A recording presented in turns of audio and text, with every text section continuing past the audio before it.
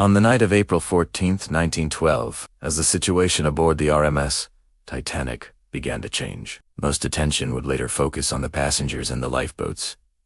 Please subscribe. But deep below the decks, far from the lights and the open air, another story was unfolding, one of responsibility, endurance, and quiet determination. This was the story of the engineers, the men who stayed behind. The engine room of the Titanic was a place of constant activity, even under normal conditions. It was where the power of the ship was generated, where systems were maintained, and where the complex machinery that kept the vessel moving was controlled. The engineers and workers in this space were responsible for ensuring that everything functioned smoothly. Their work was essential, even if it remained largely unseen by passengers. When the iceberg struck the RMS Titanic, the impact was felt throughout the ship, including the lower levels. Water began to enter certain compartments, and the engineers quickly realized that the situation was serious. Their role changed instantly. Instead of maintaining normal operations, they now had to manage a developing crisis. One of their most critical tasks was to keep the power running.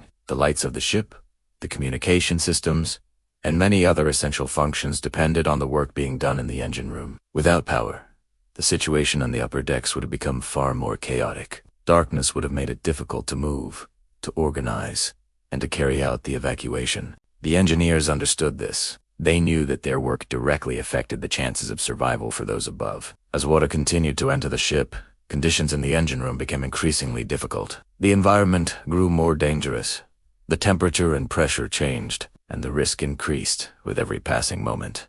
Despite this, the engineers continued to perform their duties. They monitored systems, managed the machinery, and worked to keep everything running for as long as possible. Their actions were not about recognition or reward, they were about responsibility. They had a role to fulfill, and they chose to fulfill it, even as the situation worsened.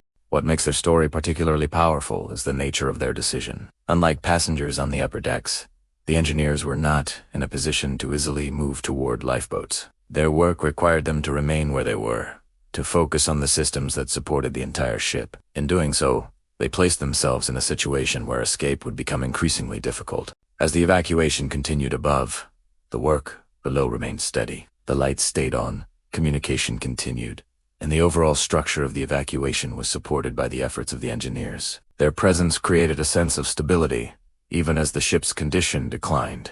Over time, however, the situation reached a point where it could no longer be controlled. The rising water, the failing systems, and the overall condition of the ship made it impossible to continue. But by that point, the engineers had already made a significant impact. They had extended the time available for evacuation, allowing more people to reach lifeboats and move towards safety.